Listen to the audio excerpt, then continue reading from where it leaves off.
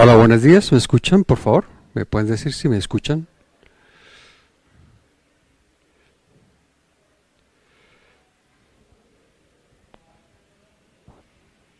Ellos escriben, ¿no?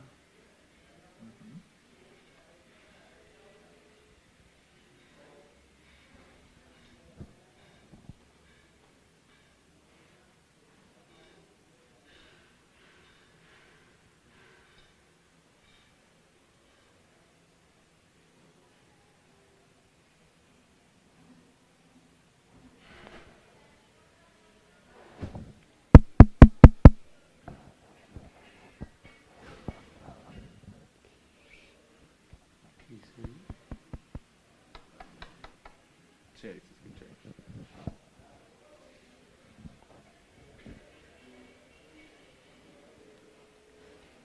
Sí. ¿Ah? Liliana Santos dice que me escucha.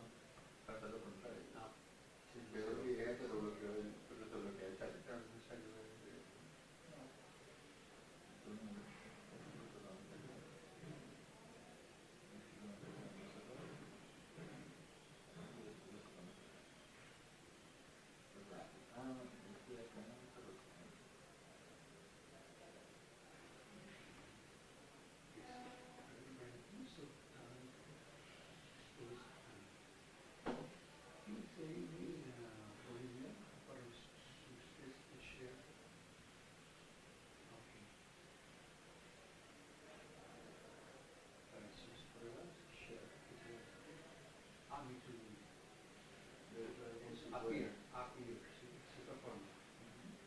Pero utilizamos esta, ¿no? Sí. Sí, dice que appear, appear sí no funciona. No, está Digamos que el caso para ahí está. ahí está. Save something to do.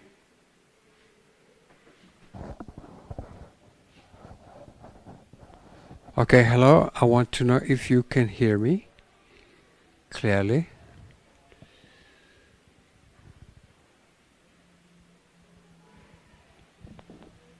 Sí, está.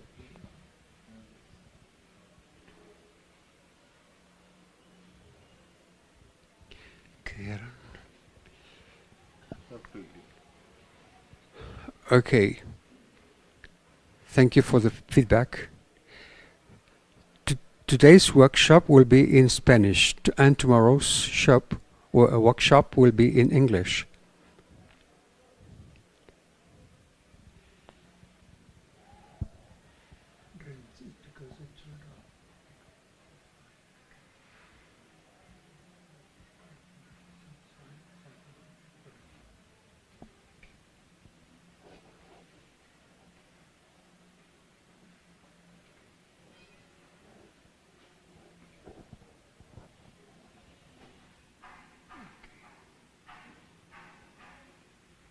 Entonces sí.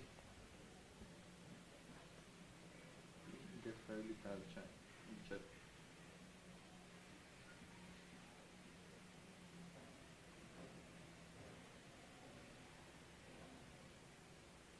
Entonces ahí están las dos formas de comunicar. Okay.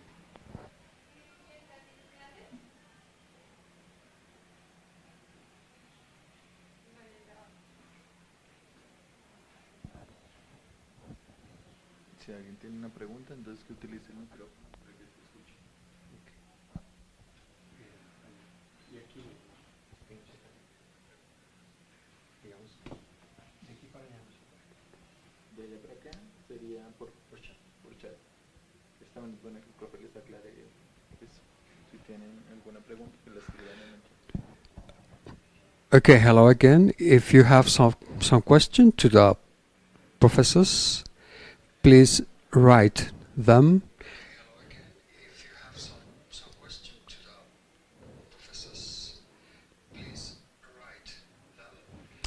And I will ask them the same questions.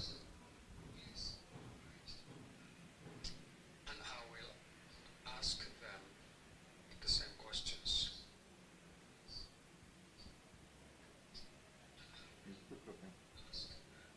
Entonces, ¿qué tenemos que hacer para cualquier cosa? ¿Te puedo llamar? Igual yo voy a estar conectado arriba pendiente. Ah, listo. Sí, porque como la transmisión es en vivo, no, Okay. no hay ningún problema. No, ya es casi, nosotros muchas sesiones prácticamente todo el día en el auditorio. O sea, desde que no se muevan los equipos no pasa nada. Okay. Entonces, quiero decir, ¿Me lo lleven? dejémoslo esto libre, ¿no? Sí. ¿Listo, profe? Bueno, muchas gracias. Y ahí está el mismo link para todos. Para todos. Sí. Sí. De todas formas, como se está transmitiendo, después va a quedar también la grabación en YouTube para cualquier otra cosa. Okay. Listo, Bueno, profe. gracias. Gracias.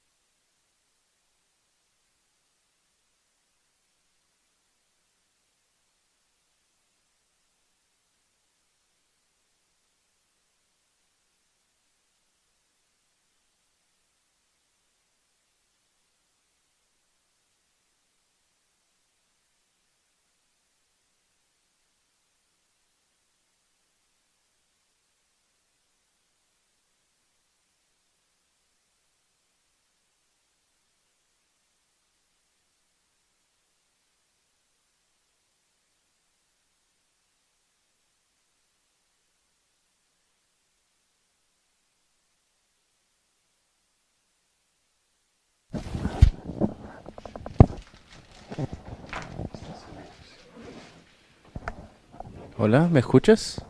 ¿Estás saliendo ahí? Hola, hola.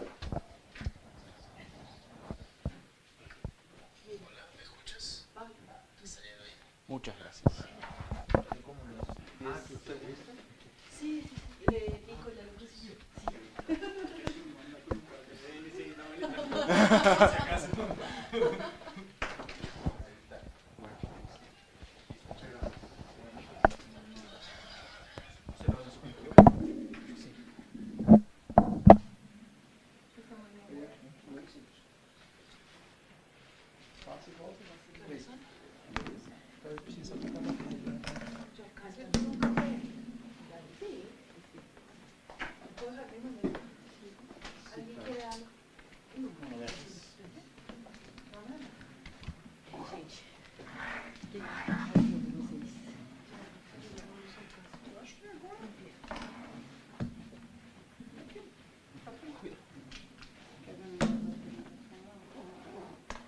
Da apresentação. Vamos. Meu pai tem Natal. Olha só. Sério? É. Vocês se revelam. Foi daquele congresso lá de... Aham. Aí ele ficou lá um tempinho mais. Certo é. É. Mas você quer que monte aqui ou deixa aqui por hora, né? Porque eu tenho coisa que eu não monto. Deixa por aí. Deixa eu mostrar. Olha, se eu fizer um ideia, pego.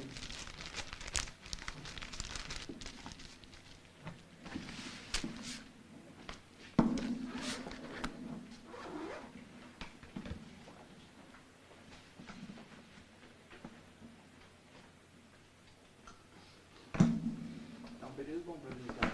As chuvas acabaram. É? Só pra você. É uma coisa muito feliz lá. E aí, como que cuida da febre amarela? Eu já tinha tomado, na verdade. Só que meu estava comigo, eu tava lá. E mandou uma foto? Então, daí ela me mandou uma foto. E só que a Luísa só abria às 8 da manhã, nossa, agora era 8h30 da manhã. Só pro... Daí eu ainda mandei trazer por avião de anterior, mas não chegou.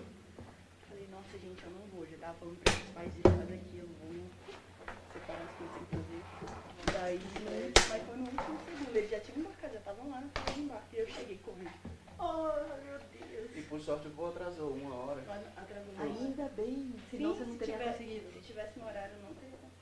Nossa, eu falei assim pro Fábio que aqui a Bianca tá fazendo estão em paro, sabe? Sim. Paro que fala Greve. E eu falei pra ele, não, chega cedo, porque vai ser muito difícil, sabe, por causa da greve.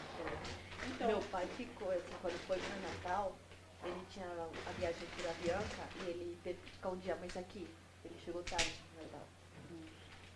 então, eu já ouvi dizer que ou era pra ser a Bianca da Colômbia, mas aí tem A uma Bianca do Bianca Brasil Brasil que tá assumiu. fazendo os voos. Mas atrasou pro caramba também, não sei se... Os caras trabalhando com metade da equipe. É. Provavelmente o problema da documentação foi devido a isso. O voo atrasou devido à documentação. É que tem 2 voos de São Paulo pra cá. Quer dizer, acho que é o 85 e 86. Tá. Que é operado pela Bianca Colômbia. E aí, quando os caras entraram em greve, a Bianca Brasil assumiu. Então, provavelmente eles tinham que preparar toda uma documentação diferente do que eles já tinham e tal. Tá. Nossa, que complicado, E foi o né? atraso que salvou, talvez a greve salvou a Madeira. Aham. Eu não posso nem reclamar. E a gente também, né, Madeira? Eu não posso nem reclamar. A gente já tava chorando na sala de embarque. Vamos lá.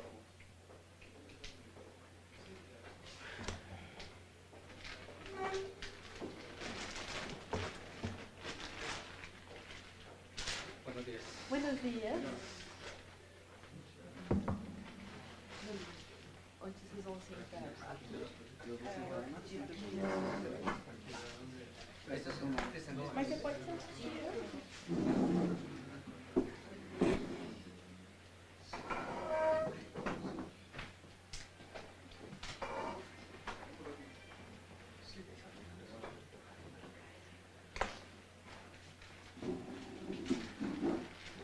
Vocês querem um café, alguma coisa, gente? Não, obrigada.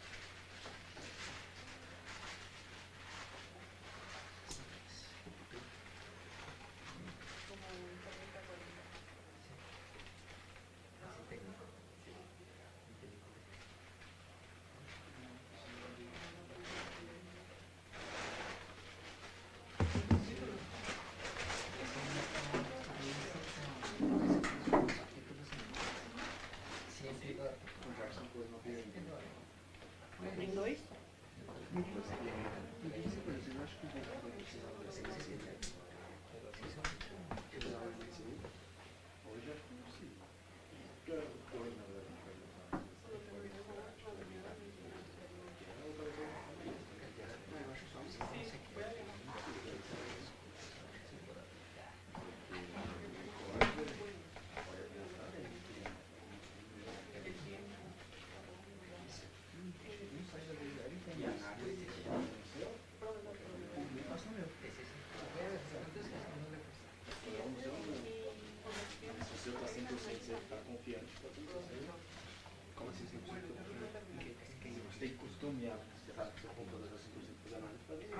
Não, mas eu planejei todo mundo mostrar mesmo.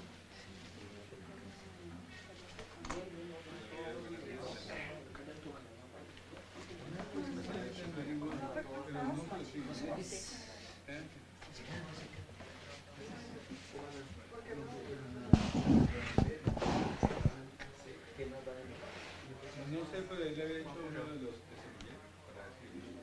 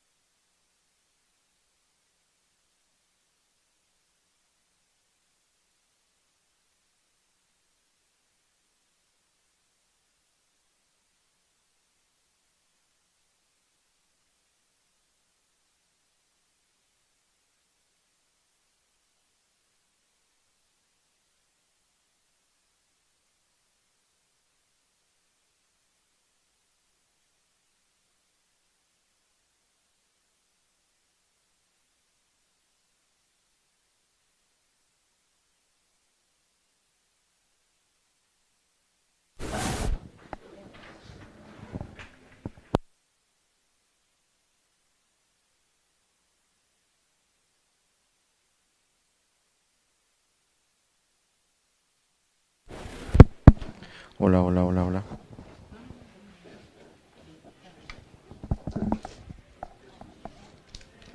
Hola, hola, hola, hola. Hola, hola, hola. Hola, hola, hola. Hola, hola, hola, hola. Claro. Hola, hola, hola.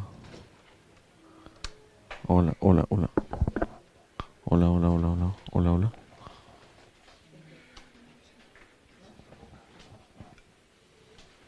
Hola, hola, hola, hola. Hola, hola, hola, hola, hola. Hola, hola, hola, hola, hola.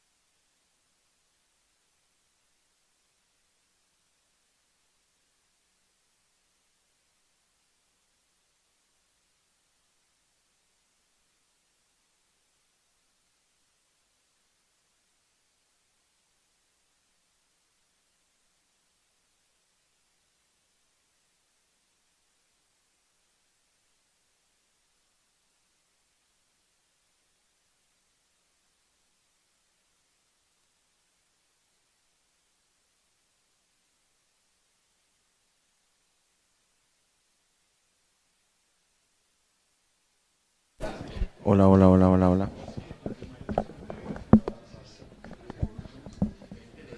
Hola, hola, hola, hola, hola. Hola, hola, hola, hola.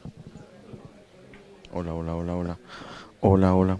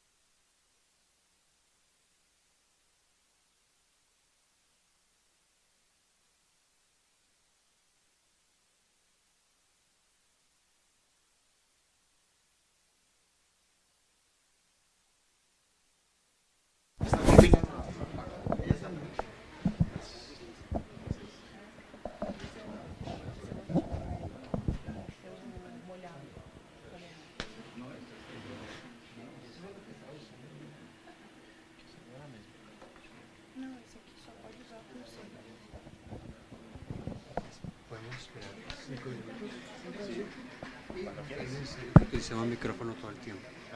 Es necesario que utilicemos el micrófono todo el tiempo. Tanto para todos.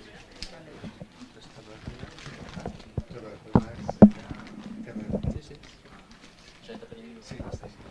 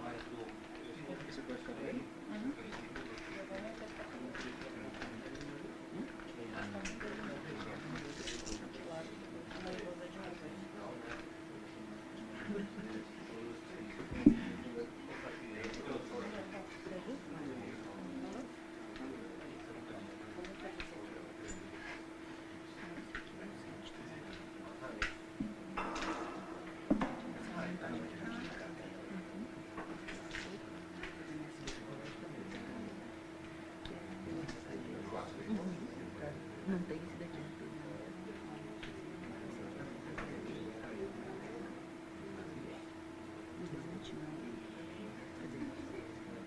Ah, tem os números? Não.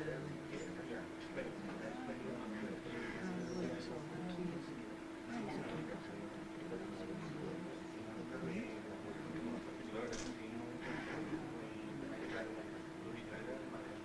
Aqui é 5, né? Aqui deveria ser. Ah, não, é 5, 5. Ó. Parece um 8, mas são 5, 4, 6.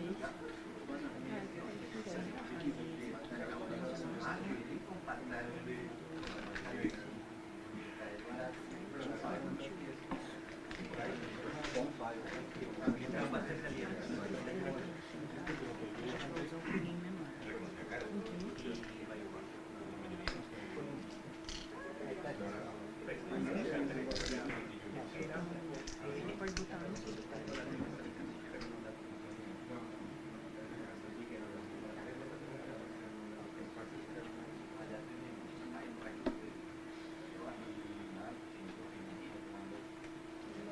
Tem que ser os números mesmo, tipo 8 no 8. Geral é, mas acho que não vai dar.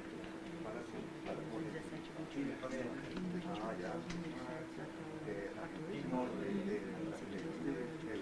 O ele tá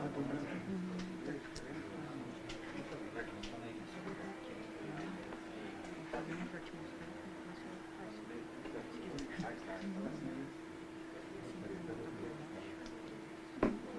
pra fazer pressão, né?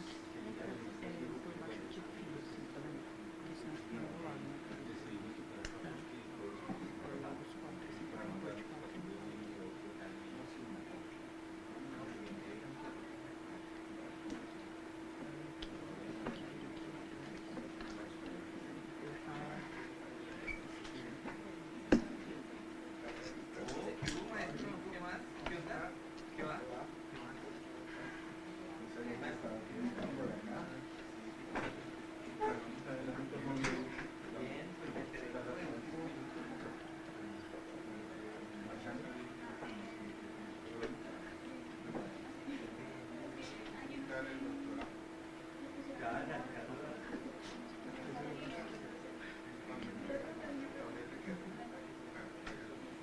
Passa por baixo, né?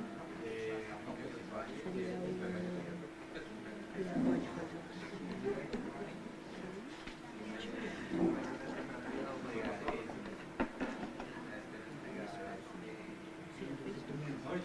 não. Eu só tenho feito do Smart mesmo. Ah, tá.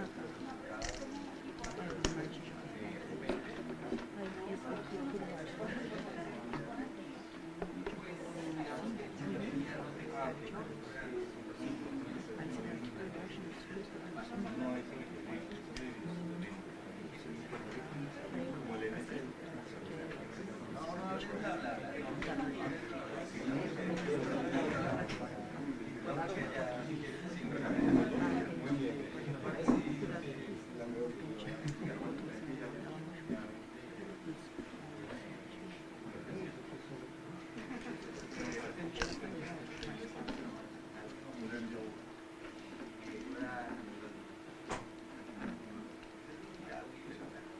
Buenos días.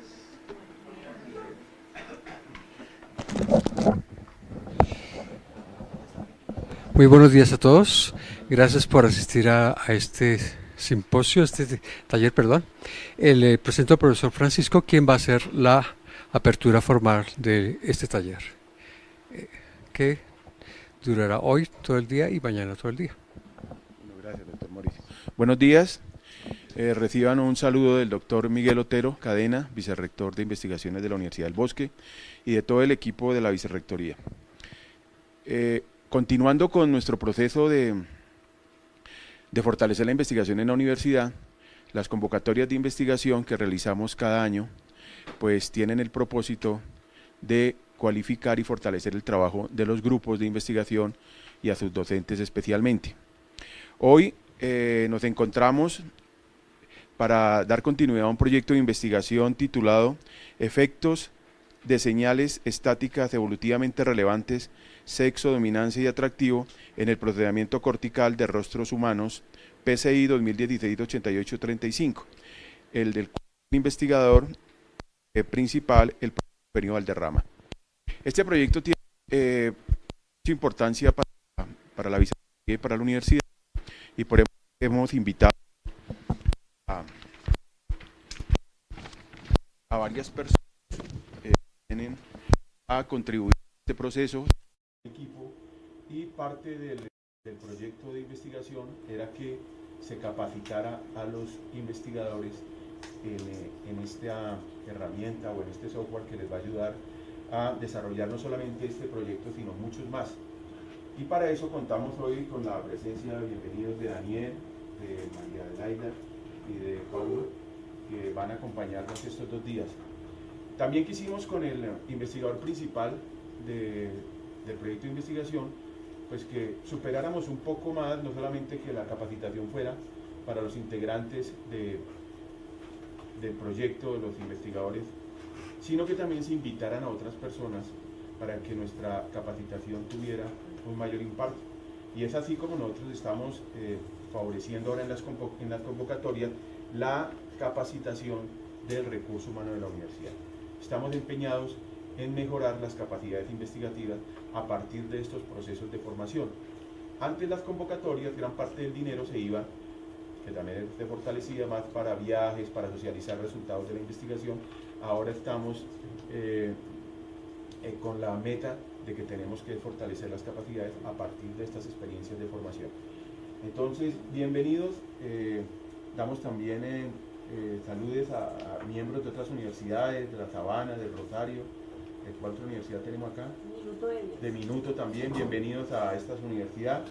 El equipo quiso hacer la capacitación hoy aquí, en este espacio. Tenemos otros espacios, pero ellos querían estar en su laboratorio por muchas razones, pero bienvenidos, esta es su casa y esperamos seguirlos teniendo en otras ocasiones con nosotros.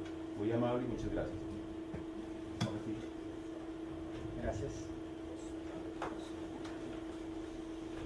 Entonces la idea de estos 2 días es tratar de un poco de la señal general EEG, el básico, y poder ver qué en específico tenemos acá de posibilidades con este sistema acá para grabar los datos, o con el sistema que ya tienen acá en el laboratorio Mauricio.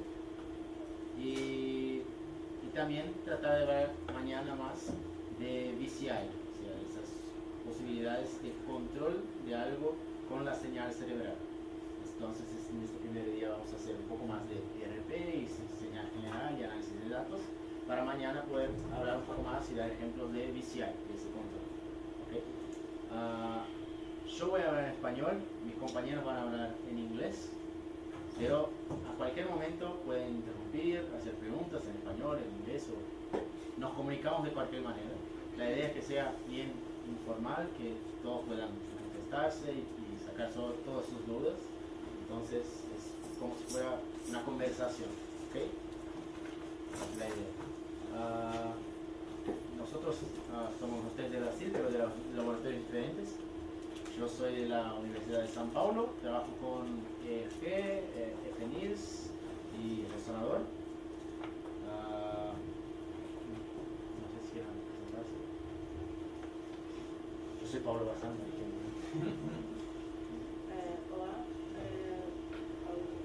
voy a hablar en inglés. My name is Maria. I work in the Albert Einstein Hospital in São Paulo, and I work with FNIRS, also EEG and BCI. I'm still doing my PhD, so I'm second year PhD. Good morning, everyone. I am.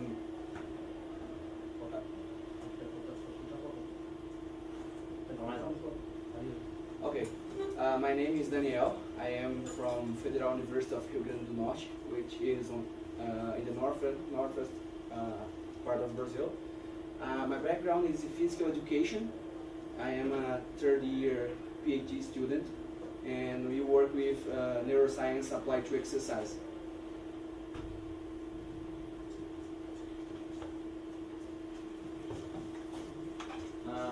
Por lo que he entendido, acá hay gente de todas áreas diferentes de conocimiento, de ingeniería, de psicología, entonces hay diferentes backgrounds y diferentes intereses. Entonces, sería interesante siempre, cuando hagan la pregunta, también presentar un poco cuál es el interés de cada uno, para tratar de entender mejor y poder responder a tu pregunta de la mejor manera.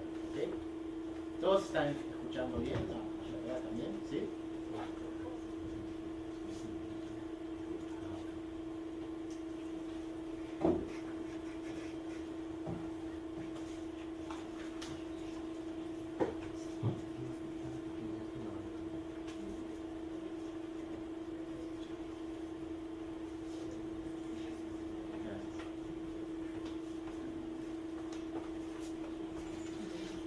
Entonces, vamos a empezar un poco de ver esa electroencefalografía que vamos a estudiar y qué se puede hacer con eso.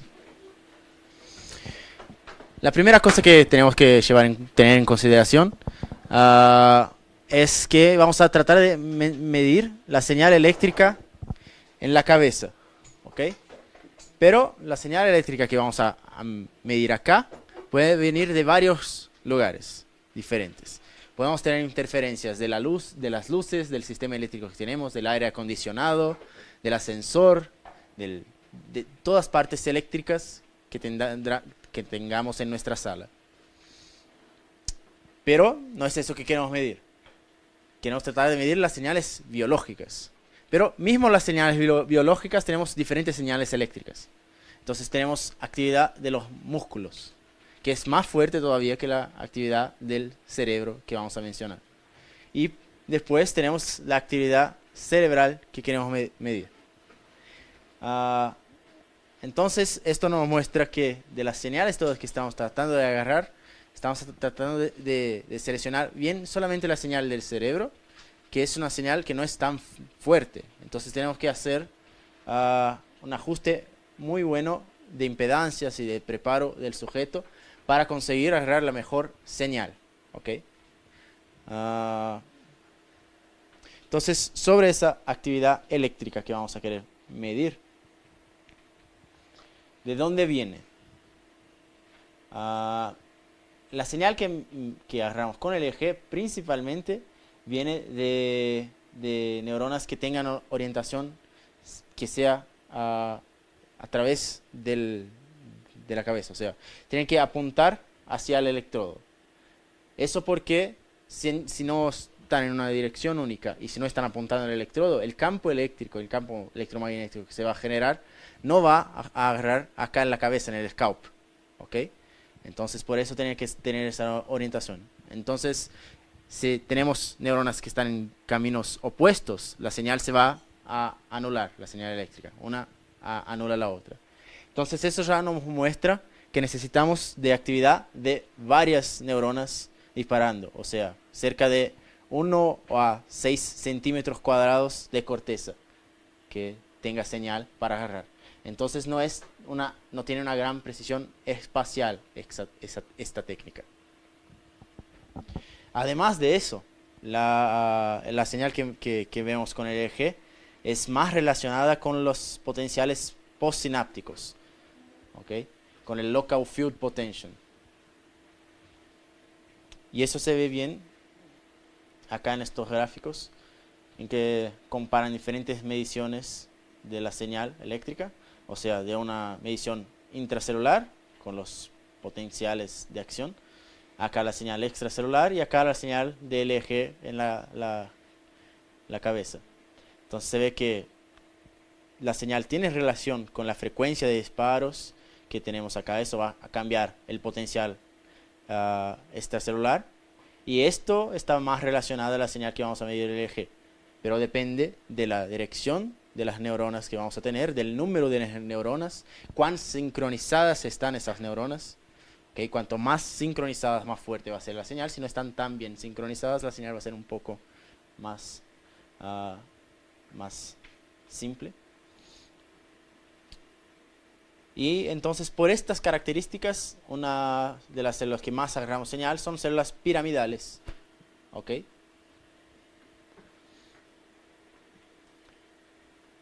Y acá entonces un ejemplo de cómo sería la relación entre la señal de cada neurona disparando y cómo eso sería como una señal del EEG. Entonces, con este ejemplo tenemos la sincronía fuerte entre las neuronas y con grande frecuencia, o sea, una grande señal. Acá tenemos un ejemplo, por ejemplo, que no están tan sincronizadas las neuronas, pero todas disparan. Acá tenemos algo de señal, pero no es tan consistente. Y podemos tener disparos más frecuentes en una y otras. Entonces, la señal del EEG, que puede tener respuestas parecidas acá y acá, pueden ser de relaciones diferentes entre las propiedades de disparos de cada neurona o cada cosa que estamos observando en el single neuron. Por eso es importante tener en cuenta que es una medición de la actividad eléctrica, pero por ser en el scalp, en la cabeza, no es tan directa como medir la actividad del potencial de acción o la medición intracelular. ¿Ok? Y para agarrar como les decía, para agarrar esta señal que estamos pasando por el scalp, tenemos que tener un buen contacto directamente entre los electrodos que vamos a medir y la cabeza. Y tenemos que tener una manera de amplificar esta señal, que va a ser muy, muy sutil, y tratar de sacar estos ruidos del ambiente también. ¿Ok? Y todo eso vamos a tener esas características en los amplificadores que tengamos acá de trabajo. Entonces son amplificadores que van a potencializar, amplificar más la señal diferencial entre el electrodo que quieras ver y tu referencia. Todo con otro electrodo muy importante, es el ground, que es lo que va a ajustar un poco esa influencia toda del ruido, tu señal eléctrico general del cuerpo. Entonces es muy importante tener un muy buen contacto en el electrodo de referencia y el ground. ¿Ok? La referencia hasta después se puede corregir y cambiar en el proceso de análisis de datos. Pero el ground, si no tenés un buen señal, no tenés señal buena en ningún electrodo. Entonces tiene que tener un buen contacto. Después voy a explicar un poco más en detalles la diferencia que tenemos con este amplificador, que es con electrodos secos, no usa gel, y las diferencias que tendría cuando tenés el gel. Porque la idea de ese gel es para que este contacto sea realmente directo con la cabeza, de manera que agarre más esta señal. Por eso, cuando vamos a ajustar la señal, hablamos mucho de bajar el control de impedancias, ¿cierto? No sé si todos están acostumbrados con esto, de bajar las impedancias y preparar la señal. ¿Saben qué es eso? Sería una medición de cómo está ese contacto entre el electrodo y la cabeza. Cuanto más bien está en contacto, la impedancia es más baja. ¿Ok?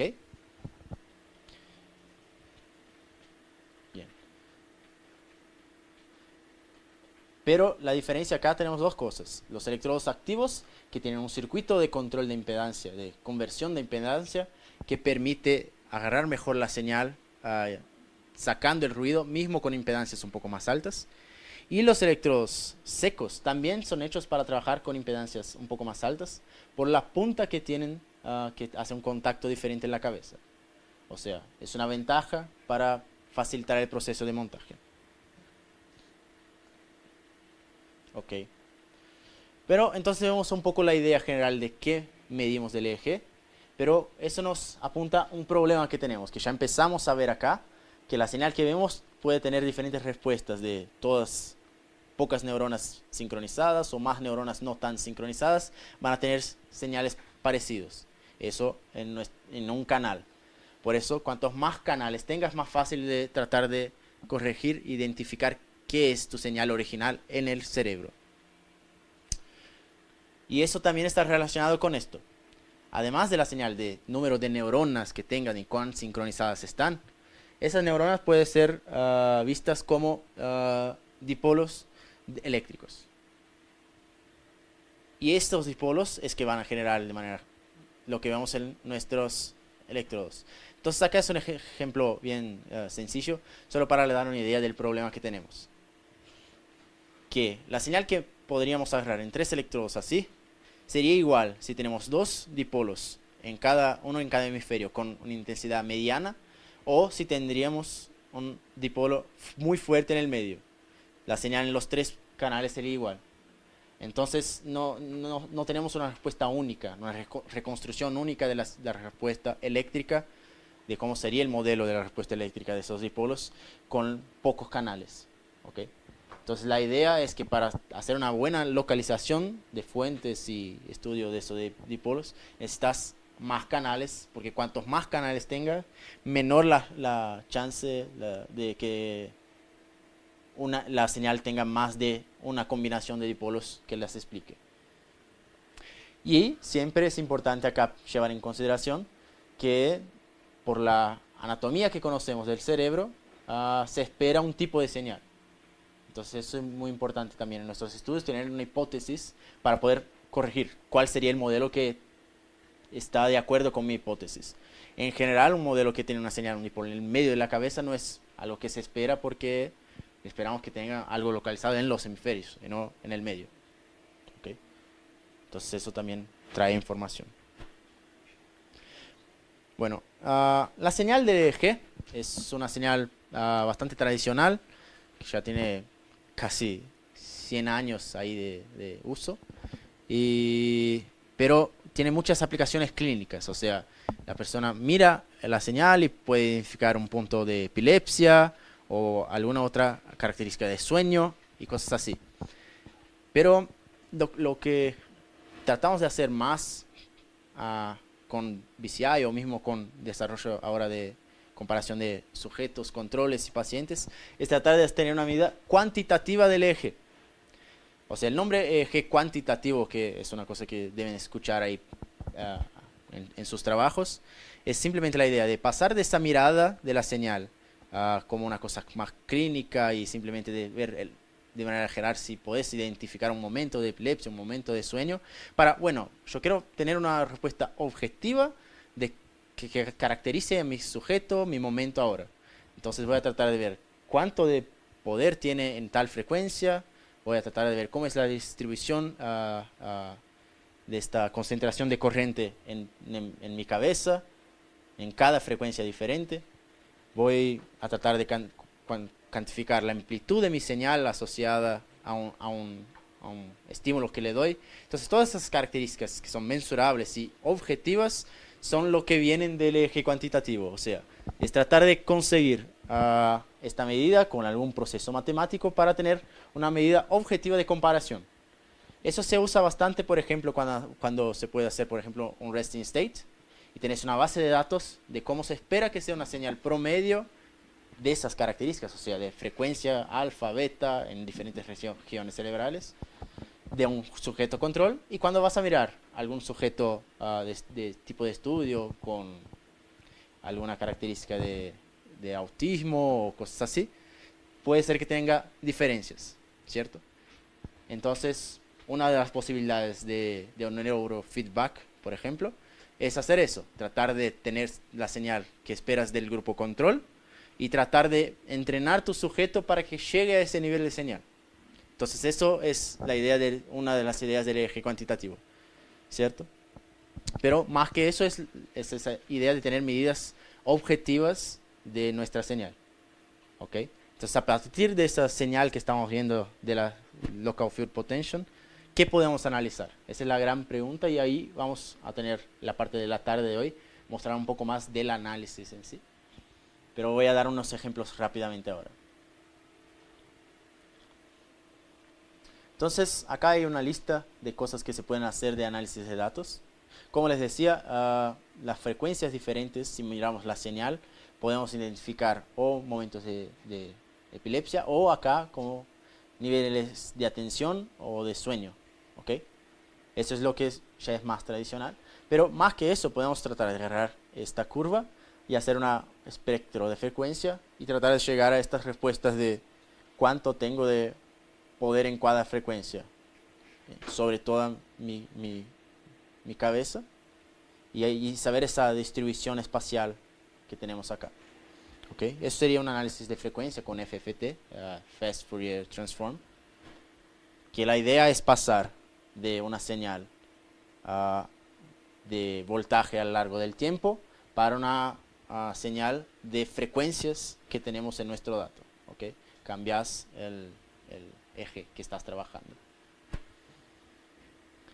Otra posibilidad también bien famosa que vamos a dar más ejemplos hoy es el potencial evocado que tenemos, y tenemos algunos que son bien caracterizados, o sea, a P300 por ejemplo, para respuesta que sea objetivo pero no sea tan frecuente, o sea, una respuesta que tenga menor probabilidad que ocurra en una secuencia de estímulos. Tenemos un potencial evocado que aparece esos 300 milisegundos después de ese estímulo, que es bien característico. Y tenemos varios ejemplos de esto, que para cada tipo de tarea que hagan van a tener una característica diferente. Como por ejemplo en el estudio que están haciendo con rostros y cosas así, de dominancia y eso, también la idea es identificar los potenciales acá que se puedan asociar a eso. ¿Okay? Y tenemos potenciales auditivos, visuales, o de procesamiento más lento de respuesta, de cuando das una respuesta incorrecta, ese efecto de corrección y evaluación de respuesta también tiene respuesta asociada a esto. Lo importante acá, que menciono solo ahora para dejar de ejemplo, es que esto depende de un gran promedio de señales. Porque como les decía, que tenemos muchas otras interferencias de la señal, para llegar a una respuesta consistente de eso tenemos que hacer muchas tareas. Entonces, si es una respuesta muy consistente como el P300, se puede hacer con menos trials, pero cualquier estudio que vas a hacer va a ser cosa de 40, 80 trials por lo menos, si es algo consistente. Si no más, si es algo que no se conoce muy bien cómo es esa respuesta, vas a tener mucho más trials de estimulación para generar una respuesta consistente que puedas hacer el promedio y filtrar esa señal. Cuando hacemos el promedio, la idea es que el ruido que tenemos de ambiente y esas cosas no está relacionado directamente, sincronizado con nuestro estímulo. Entonces, cuando hacemos el promedio, se espera que quede cero ese promedio de ruido en nuestros datos. Okay. Y también algunas cosas bien interesantes de otros tipos de análisis que se usan, o como análisis directa, o como filtro de señal.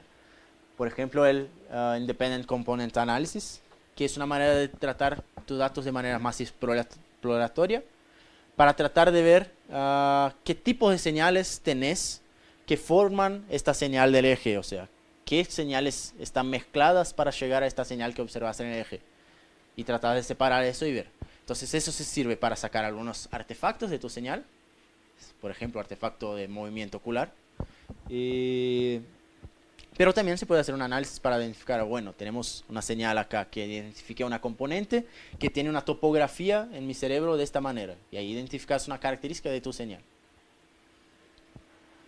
Otra posibilidad son los algoritmos de Machine Learning, y esos varían bastante, pero la idea general de eso es que vas a dar un ejemplo a tu código, a tu computador, ordenador, y a partir de esa comparación, él va a agarrar las características que son consistentes para determinar tu dato entre dos grupos o más, ¿okay? que quiera separar. Y a partir de eso va a tratar de hacer varios datos de prueba para después aplicarlo como un clasificador en otros datos. ¿Okay? Eso es una cosa muy importante cuando hablemos de BCI. Dependemos de eso, de hacer un entrenamiento con datos que conocemos que es de una condición o de otra, para después clasificar cuando el sujeto esté haciendo el control de nuestro equipamiento. Y hay varias maneras de hacer ese machine learning, maneras lineares, no lineares, de 2 grados de clasificación o demás. Y es una cosa que es bastante importante seguir acompañando las nuevas técnicas de análisis para saber qué se puede hacer. Ese es un punto en abierto también en el BCI para tener más control sobre tu equipo que querés controlar, sea un brazo, sea una computadora, sea cualquier cosa. Cuantos más grados de libertad y cuanto más precisa sea esa clasificación del machine learning, mejor va a ser el control. Entonces es una cosa que todavía se tiene que desarrollar más también. Otra posibilidad de análisis son los microstates. Esta tal vez no sea tan conocida, pero la idea general es que la topografía de tu señal cerebral cambia muy rápido con pequeños estados estables de milisegundos. Y eso se descubrió haciendo una prueba de tratar de clasificar cómo sería automáticamente una clasificación de estas señales de topografía, y se identificó que hay 4 topografías que son más consistentes y que tienen relación, por ejemplo, con otros datos de otras mediciones, por ejemplo con las redes de Full Mode Network observadas en resonador y cosas de ese tipo. Entonces es una técnica que puede ser interesante, pero es también más exploratoria. O sea, no tenemos una respuesta de, esta topografía es esto, esta topografía es aquello, es algo que se está estudiando. Pero se observó que hay un cambio rápido de topografías en la escala de milisegundos, pero que las características de cómo se cambian esas topografías y cuánto tiempo quedan en cada una, traen alguna información que es interesante para relacionar con esa comunicación de redes de tu cerebro. Entonces esa clasificación de la topografía, de tratar de entender esas topografías, es el análisis de microstates. ¿Okay? Acá dan un ejemplo entonces un poco más de BCI que vamos a hablar más mañana. Es que vamos a agarrar una señal cerebral. Tenemos claro que filtrar esa señal, extraer una medida objetiva, por eso acá el eje cuantitativo, tenemos que tener esa medida objetiva para clasificar nuestra señal. Después que lo clasificamos, podemos pasar a una interfase de control o de neurofeedback, por ejemplo. Y esto vuelve al sujeto que va aprendiendo también. Entonces, tanto el machine learning que tenemos, que puede ser interactivo y se va actualizando para mejorar con el sujeto, pero el sujeto también cambia su señal. Entonces es una cosa importante para pensar en el BCI y en esos desarrollos de neurofeedback, que el sujeto también se va adaptando y va cambiando su señal para tratar de controlar mejor. Entonces es una interacción entre las dos cosas. No es que el señal es estable y simplemente pones en el sujeto y está agarrando esa clasificación de señal. Es una cosa que va a depender del sujeto y de cómo se adapta a esa relación. ¿Ok? Pero esto vamos a hablar en detalles mañana. Una cosa que quería enfocar ahora sobre todo eso, esta introducción, es que lo que tenemos de esa señal en el laboratorio tradicional todavía tiene un problema, que nos falta salir del laboratorio para llegar a cosas más reales del día a día y que lleven a un beneficio social, personal de la persona. O sea, una cuestión que me parece interesante de discutir, pero que, claro, no es fácil, es que la persona que participe, el voluntario que venga a hacer tu experimento, no sea algo que le ponga mal. O sea, que sea algo que le haga bien, que sea interesante y que no le incomode mucho. O sea, la idea es que salga bien de tu experimento. Y más que eso también que después tenga resultados que se apliquen en el día a día. O sea, son 2 características que podemos tener. Para la persona que viene a hacer nuestra tarea, o sea, una cuestión también ética de cómo hacer el estudio, y para después, ¿qué vas a extraer de esa señal? Y para pensar un poco en eso, tenemos algunas características que en el laboratorio muchas veces no nos dejan ver cómo es la situación real. Entonces, por ejemplo, muchas veces esa señal, para evitar problemas de señal muscular que tenemos, el sujeto no puede moverse, no puede hablarse y cosas así. Entonces, es un problema, es una limitación que tenemos de esta técnica. ¿Ok? Por otro lado, ahora los sistemas permiten que sea más portátil, que se mueva un poco más. Entonces, el hecho de ser más portátil y llevar todo el sistema, puedes ponerlo en una valija y llevarlo, te permite hacer cosas un poco más próximas del día a día, no tan fijas en el laboratorio. Esa es una perspectiva buena de las nuevas técnicas que están surgiendo. Y también esa otra cuestión de que, por ejemplo, la medición tradicional con electrodos pasivos es un gel bien denso que pones al sujeto, que raspa un poco la cabeza del sujeto. Entonces es algo incómodo que muchas personas no les gustaría hacer. ¿Okay? Entonces la idea también es tratar de ver algo que sea algo que no le incomode tanto, que sea más rápido. Y eso es una de las ventajas de este sistema del VAMP. Entonces, acá para dar un poco de esa idea que les comentaba de las ventajas, las oportunidades que tenemos con este equipo y también las desventajas, porque si ganas por un lado, perdés por otro. Entonces, este sistema tiene un montaje relativamente rápido con el sujeto, comparado con electrodos pasivos, por ejemplo.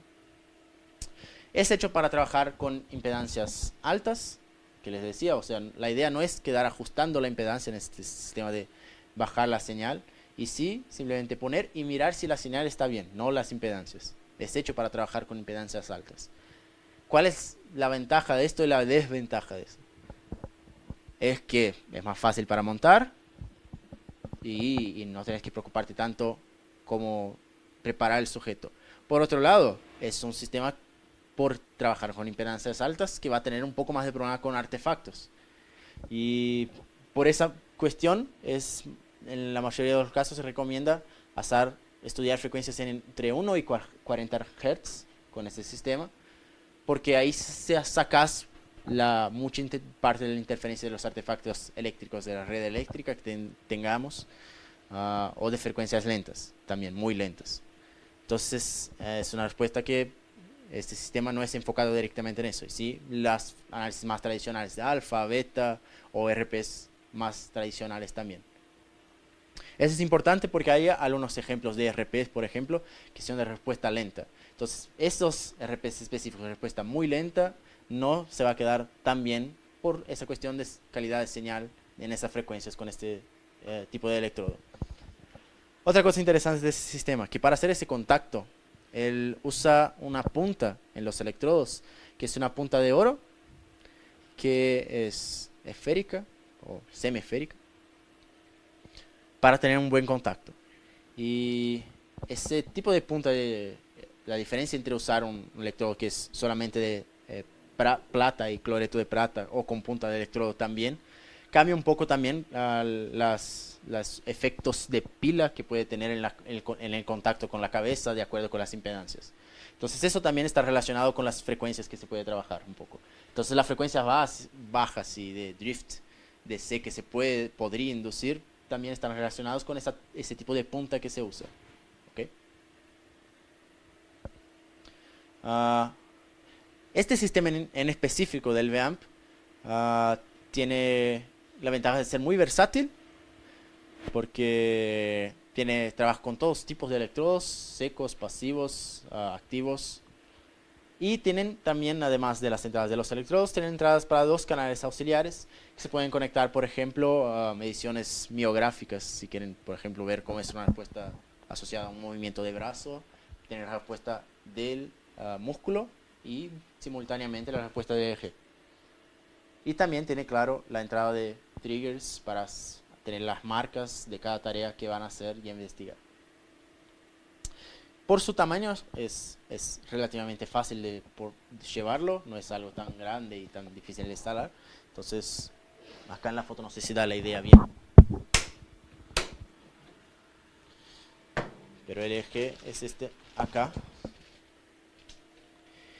Y la ventaja es que agarra la energía directamente por el USB. Entonces disminuye un poco ese problema que podría tener de artefactos de red. Sí, este es el amplificador. Entonces es relativamente portátil y versátil.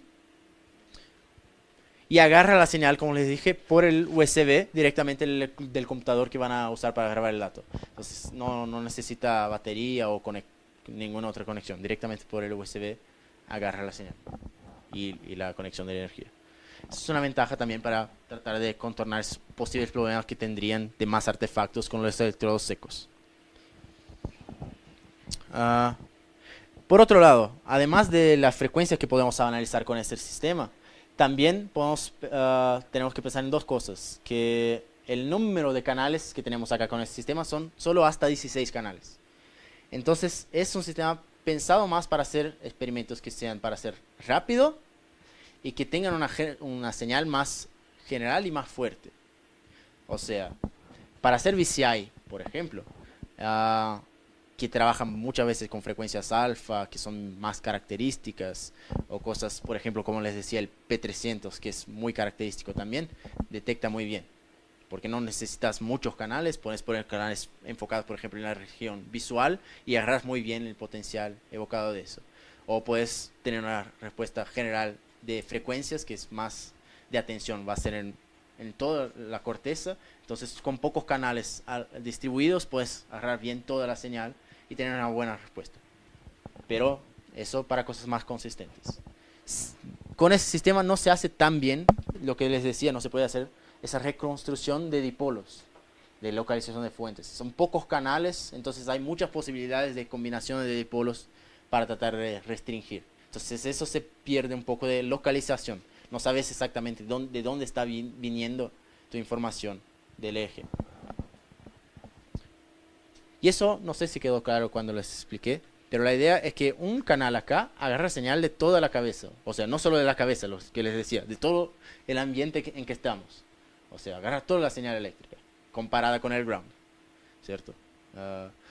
Entonces, por eso que necesitamos más canales para saber de dónde vino.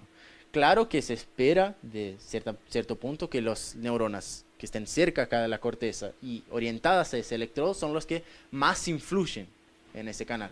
Pero no solamente, ¿ok? Entonces es importante llevar en consideración que mirar a veces solo el canal solo no te trae tanta información o te trae información de otro lugar que no es de donde esperas.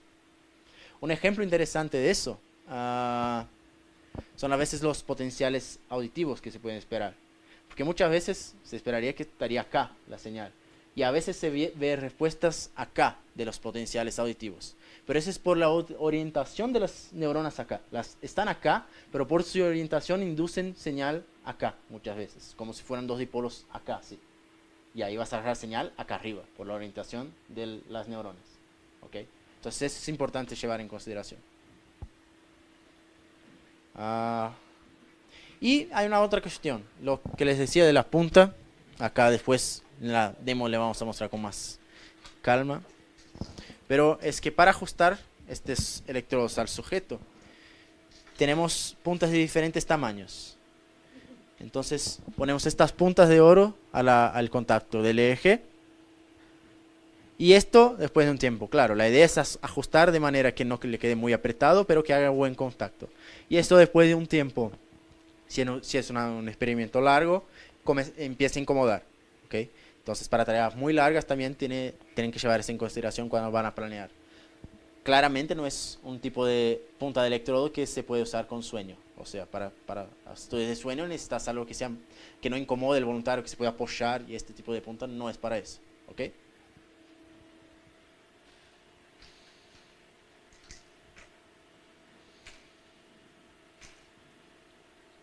Y la idea de tener de varios tamaños es que en este sistema vamos a ajustar el contacto por las diferentes puntas. O sea, podemos poner una un poco más larga acá en la parte occipital, porque normalmente es más hondo y con más pelo. Ahí pones más largo. Acá adelante pones uno que es plano, porque no tenés nada que impida el contacto. Y a partir de eso vas ajustando. ¿Sí?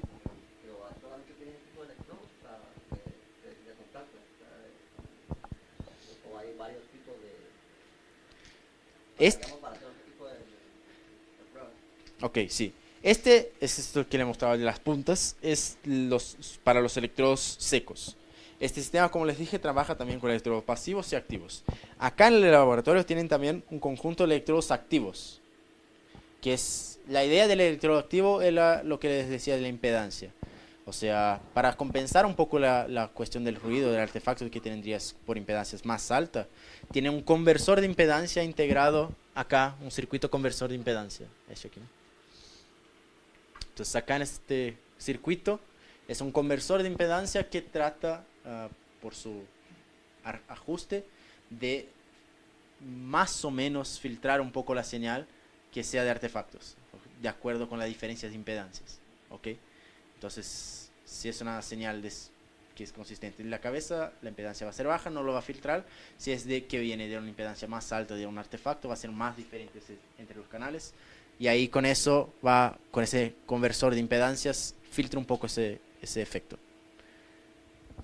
El electrodo seco es parecido con este, pero con esta punta diferente. ¿Okay? Entonces también es hecho para trabajar en impedancias altas. No sé si tienen alguna pregunta general hasta ahora. De nuevo, siempre que quieran preguntar, pueden preguntar.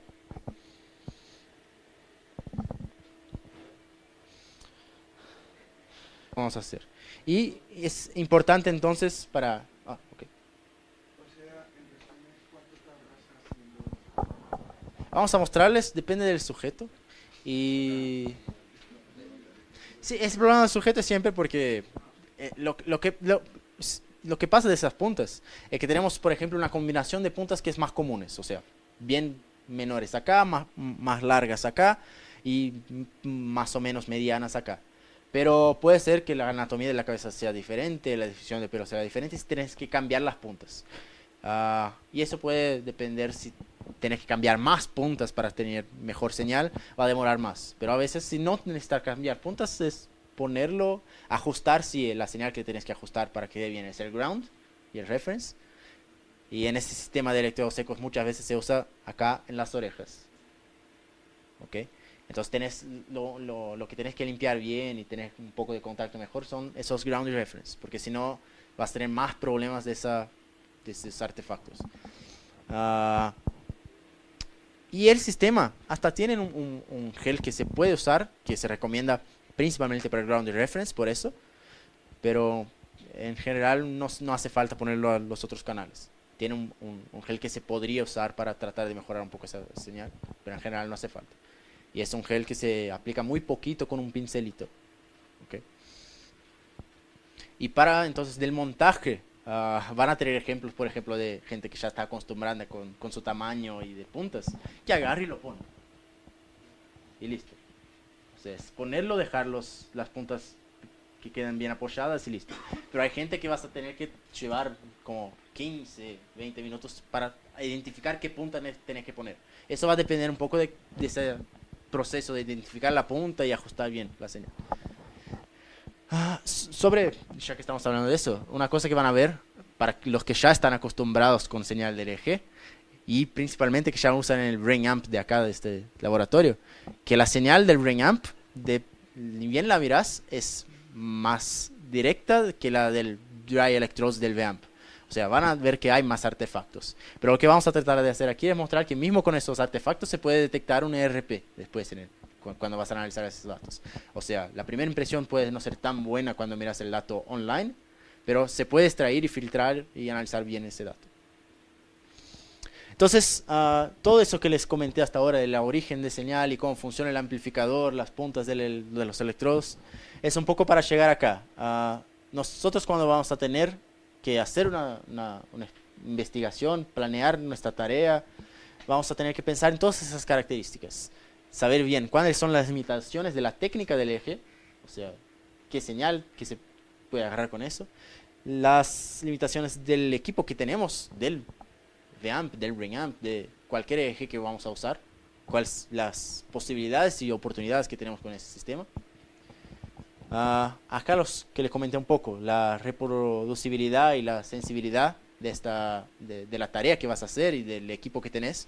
O sea, repetir bastante veces el número de trials y saber cuántos sujetos tienes que hacer para que tengas una señal. O sea, muchas veces si es una cosa más sencilla que quieres medir, necesitas más que hacer muchos trials, también hacer muchos sujetos para tener un promedio entre sujetos que midas esa señal.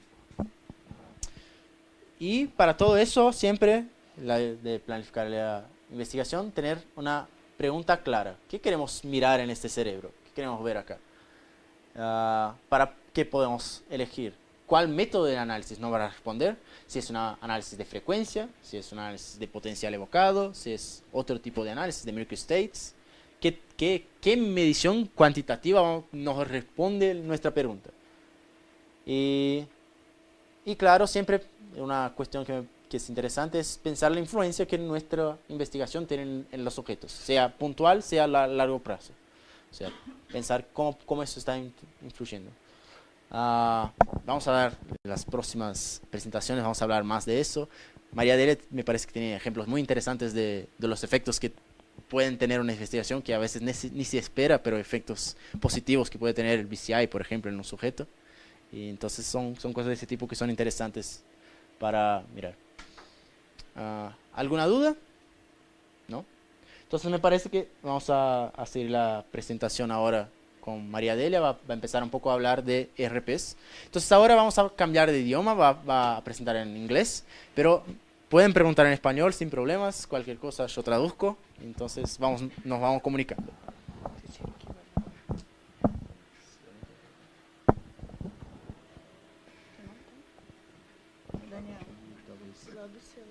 Está com a sua computadora na mão? Bazou não tem PowerPoint aqui. Eu tenho um PowerPoint Viewer, mas é mais espacial para PowerPoint. Tem.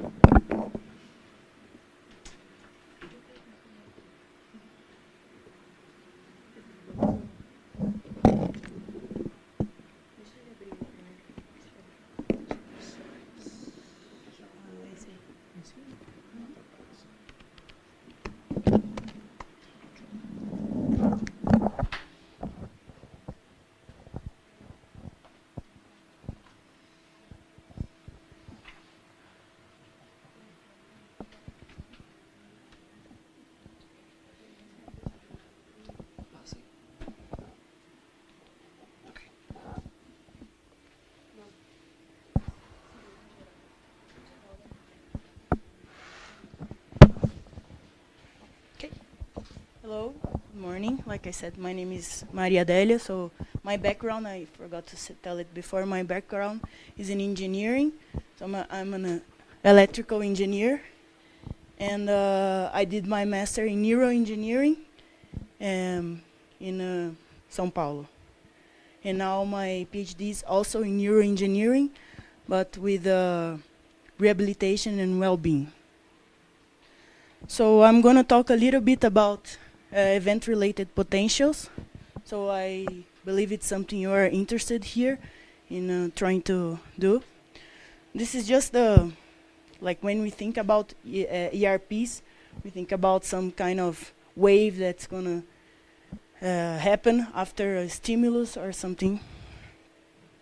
So first, the definition of ERPs. So they are a characteristic and reproducible waveform. So this is an important thing about the ERPs. They're going to look the same in every subject. So and they are reproducible. So if you're under the same stimulus, under the same environment, they will appear the same way. Another important feature about the ERPs is that they are time-locked with an external or internal stimulus. So we can trigger an ERP either in an external way or we can generate it ourselves. And the study of ERPs is actually studying the components that are derived from an ERP event. So one ERP is actually composed by a lot of components, and we are going to focus the study in one component. Like Paulo said, P300 or P3. We can study P1, N1. So I'm going to talk a little bit about the most well-known components and how we study them. And one interesting fact that it's actually derived from this part is that we can study sensory, motor, or cognitive ERPs. And each one of them has their very well specified characteristics.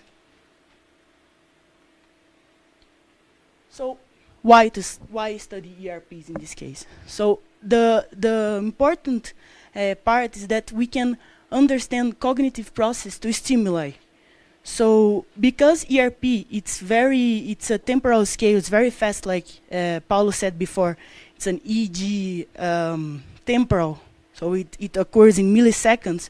We will know how our brain reacts to stimuli at the same time. So it's a dynamics of cognition. We will have the same real-time interaction with our cognitive states. And of course, for BCI, this is the most important feature, is that we can actually control some aspects, some components of our ERP. They are controllable or they are inducible. So like he said for the P300 is one of the components that appears. So I have a lot of stimulus, and one of the stimulus is very rare. So I'm used to look at some pattern of stimulus. When I look at the rare one, I have a P300 that's more intense than the other ones. So in this way, we as investigators are controlling how this ERP will appear. So this is one of the interesting facts of the ERPs and why they're so well studied.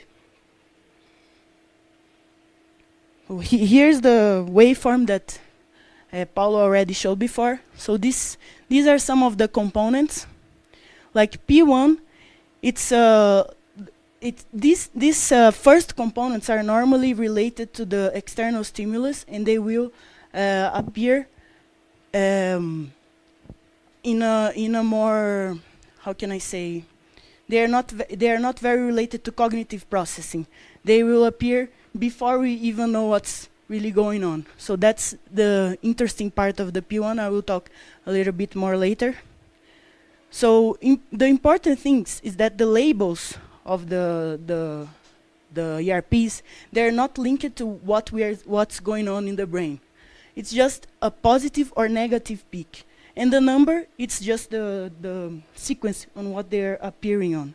So when we are talking P300, we are just saying that it's a positive peak that's happening 300 milliseconds after the stimuli. And it can appear like in the occipital area for visual. It can appear in the parietal area also. We can see in other parts of the brain. So this is something we have to think about when we are designing an experiment. So Paulo already talked about this, but one of the important things of detection of ERPs is the signal-to-noise ratio. So SNR is just the power of the signal divided by the power of the noise. And here it's one thing that he was talking about, that's the averaging. So why the averaging is so important? So this is a study where they do a number of stimuli. This is the averaging. And you can see here that the SNR will enhance. So the power of my signal will be higher, so I'll have a better ERP after around 80 stimulus. So 80 times I have the same stimulus and I average all the stimulus together. So this is just one of the studies that did this, but a lot of studies use this, and with this average we can actually have this characteristic waveform. Because if we look at the EEG, and you will see just in a minute, that you can only see the EEG form like in a normal way. You won't see the ERP, the waveform, the way in this form like here. So we only see this form after some averages. And in this case, around 80 stimulus is the best number that we have right now, like a rule of thumb. And also, like here, so for the signal to noise ratio, there is also like for large components. So the components that I have, like P300s that I can see more, that I have a higher amplitude, I need less number of trials. So to be 30 or 60. If it's a medium component, around 100, 200. Small components like the P1, which is very small, you have more conditions. So you have to know which component you are looking at. You have to understand what you want to study. And then in this case, you will choose your design accordingly. So one of the problems of the ERPs is that sometimes the experiment is very long because you need a lot of trials to get to that ERP. But one of the positive side is that, for example, for these small components like P1, it will be more, the component will be more reproducible, it will be independent of our cognition, so it's a trade-off.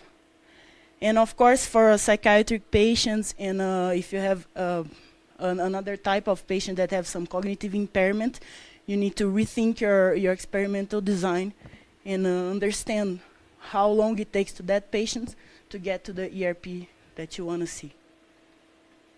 So there are 3 types of ERPs, like I said before: sensory, motor, and cognitive. And this is like a general segments that we say. So sensory, they're exogenous generated, which means they come from the outside, so they are sensory stimuli. It could be auditory, tactile, or visual stimuli. And they are recorded over the sensor affected areas. For example, visual, we will record it over the occipital area. For sensory tactile, we will record it over the sensory motor area.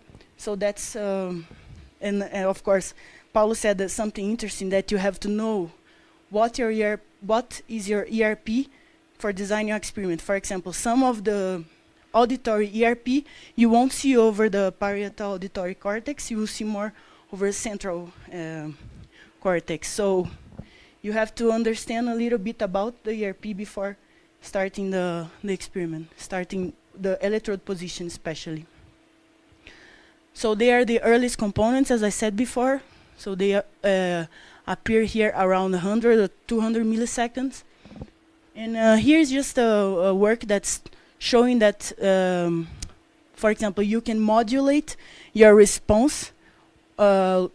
This is a visual task, so you can modulate, for example, with luminance. So if that point that you are showing the subject, it's more bright, you have a higher ERP. And this is, I cannot say it's linearly related, but it's more or less linear. So if it's more bright, you have a larger ERP. If it's more dark, you have a smaller ERP. So this is also important. If you want to, for example, SSVPs also works with this. So steady state potentials work with this kind of ERPs. So you show a light point in a certain frequency for the subject, and he will generate this ERP in the same frequency. And you can modulate, for example, if you make this point brighter, he will see the same ERP in that frequency, but with a higher amplitude. So these are important things. This is very useful for clinical values. So because you don't have anything cognitive in this kind of ERPs, you can use it for example, they use for vision tests to see if your sight it's as good as a control. For example, this is used for this kind of clinical values. Also, the same for auditory. So auditory is more than N2. So it's the same design, you say, but you are looking at a different peak.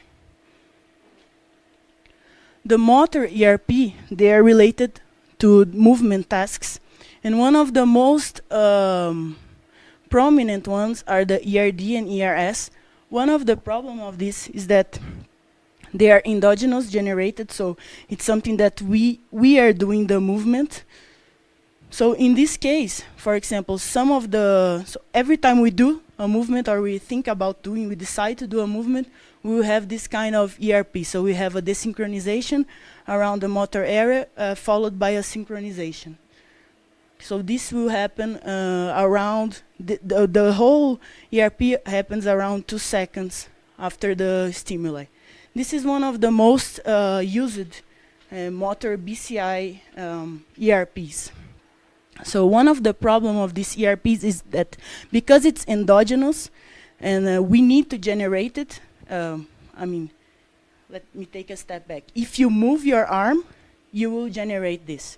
But if you can't move your arm, for example, if you are in a locked-in state or something like this, you can still generate this kind of movement just thinking about the movement. But because this will be endogenous, not everyone can do this. So there is some studies saying that around 20% of the population cannot generate this by thinking about the movement.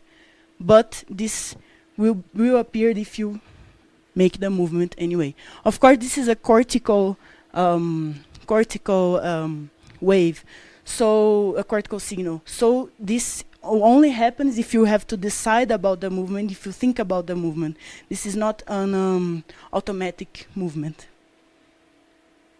And of course, the cognitive ERP, it's also endogenous. They happened more on the latest ERPs, so P300 to the others. And this is one of the most interesting to study cognitive processes. So, for example, and they are also recorded over the affected area. For example, visual, you record it over visual cortex. And P300, for example, when you're studying this, you're actually studying the categorization. So you are studying our capability of categorizing two different samples. So with this, it's very used for the P300 BCI. You present a lot of letters to the subject in a category, and when he chooses one that is different, that will generate a P300 that is higher than the other ones, because it's a rare event. And then this will, you can use this as a control signal for a BCI, for example. Another one that's N400, that's incongruent context. So if you are, if you put something in context and you take out one word or one object from that context, we are able to understand that, and we will generate this N400 component. So this is very interesting for studies, for example, for seeing cognitive impairment. So to see if the person is able to understand the difference between difference of context. So you show a lot of objects and you show food, for example, and then see if the person can do something like that. So can understand the difference between the two contexts, for example.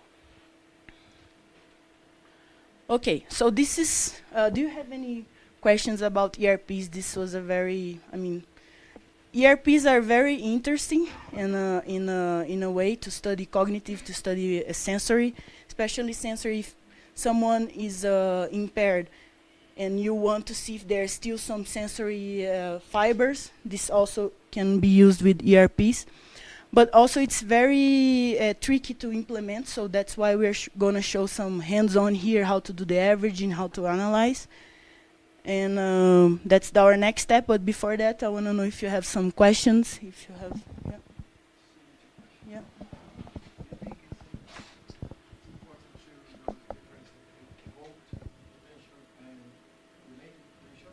Yeah. This is a very interesting question. It's there are a lot of debate around it, but one I found some papers that they categorize like this. So evoked potential will be only the sensorial ones, the ones we don't have actually any cognitive process that we don't choose, more or less, that we can't control. This I mean, it's more accepted to say that these are the evoked potential.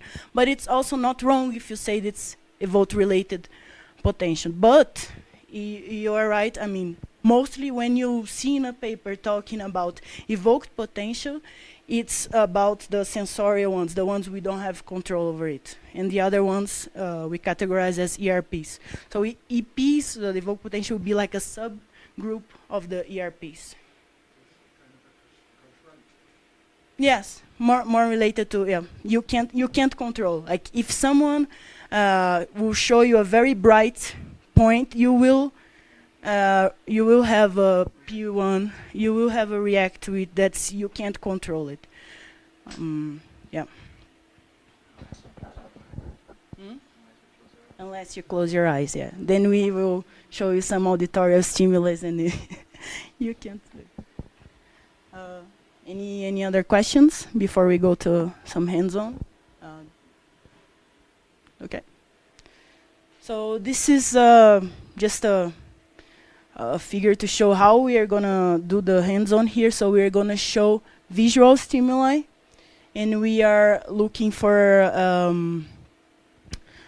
to see how that stimuli. So we wanna look at the stimuli and look at some averages around that stimulus. We are gonna record over occipital and more parietal in the back area here. So we will record over these electrodes, and we will use these two electrodes as some references. Let me show you here. These are just some references. So we will use, oh sorry. So we will use the VM here, and we will do it with two different types of caps, actually types of electrodes. So we will use the dry electrode like Paulo showed before, which is the gold one. If you want, you can come closer and take a look at the electrodes. That's not a problem. And we will also do, after the dry one, we will do like the wet electrode. So we will use the silver chloride electrodes with this electrolyte gel, which is intended to lower the impedance. And we will use, for the stimuli part, we will use this photosensor. So we will have a stimulus like this, like more or less like a chessboard that will be switching from where it was black, now it will be white, and we'll be keep changing this, and we'll put a photosensor here to know when you have the white stimulus and to know when you have the black stimulus. So he will be our subject today. He will be looking at like a cell phone, just a cell phone. With this, we'll be switching between two different types of stimuli, and we'll get the stimulus with this photosensor. It's just a, and this, it's the steam track. It's also part of the part of the brain products. This is a very simple device that gathers some stimulus and sends it to the VAMP. So you know when the stimulus is happening, and we can analyze this data later. I think that's it. Okay, so we will start the preparation of Daniel. Actually, ahora la programación sería, tenemos una pequeña pausa, pero si quieren antes de salir, ver un poco el sistema, para después vamos a empezar a preparar acá, y ahí cuando vamos a volver a esa pausa mostramos en detalles cómo se pone la gorra, todos esos pasos, ¿está bien? Pero ahora entonces solo vamos a preparar la mesa acá con los equipos, pero si quieren ver, entonces unos 20 minutos de pausa.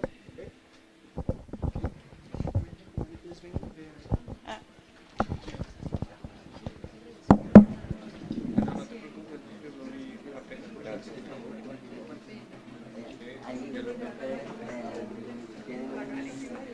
protocolo para utilizar para colocar